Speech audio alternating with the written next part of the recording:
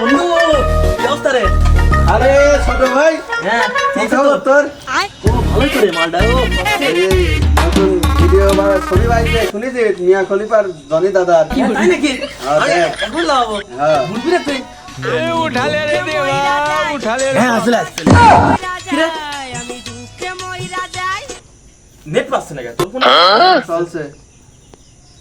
চলছে সবই ঠিক আছে, আমার ফোনে নেট পাচ্ছে না কেন? আজব বিষয়, নেটওয়ার্ক নাই। এ রশান ভাই, বন্ধু রশান, এ নেট পাচ্ছে না কেন বুঝলাম না তো। হ্যাঁ নেটের কয়দিন চালাবি?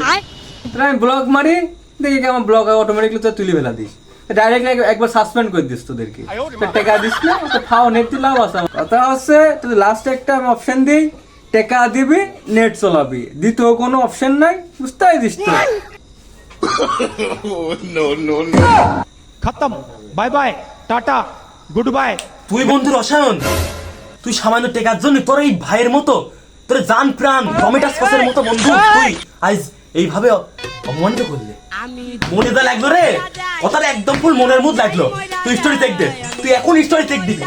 তুই যাবি যা, তুই যা, তো ফাও নেট দেওয়ার সময় নাই দোকানে, বা যা চললা, তোর মতো লোক কাস্টমার আছে না, কিছু হবে না, চললা।